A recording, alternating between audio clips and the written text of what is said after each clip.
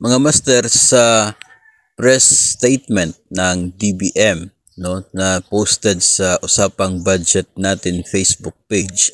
Ito ay kanilang paglilinaw tungkol sa Executive Order number 61. Yun pong inilabas si Pangulong Marcos na nagsuspende dito sa ito pong Administrative Order number 25 series of 2011 at Executive Order number 80 series of 2012.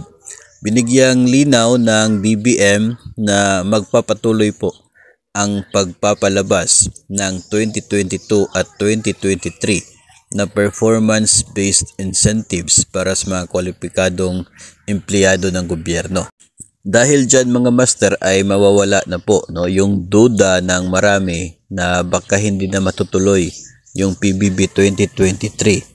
Itong 2022 naman, sigurado talaga ito matutuloy kasi ongoing naman yung pag-release ng pondo para sa nasabi pong bonus para sa mga eligible agencies.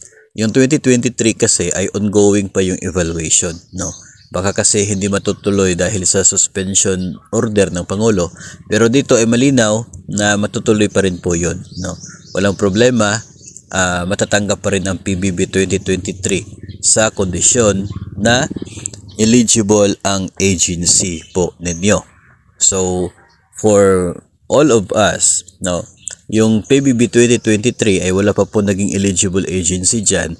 Ongoing pa yung pag-evaluate. So, if ever man na maging eligible yung agency natin sa paglabas ng resulta nito, then we are still eligible na tatanggap doon.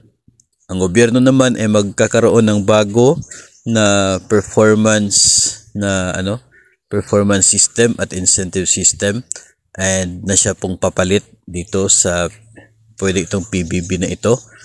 And yun po yung ating aabangan dahil sinabi naman po ng Executive Order number 61 na within 6 months maglalabas na ng resulta. Siguro yun po yung magiging basis for the performance ngayong taon. If ever po na mayroon na pong final na bagong sistema para sa performance rating at incentives ng mga kawani ng gobyerno. Ang malinaw ngayon at importante ngayon ay tuloy pa rin yung PBB 2022 at 2023.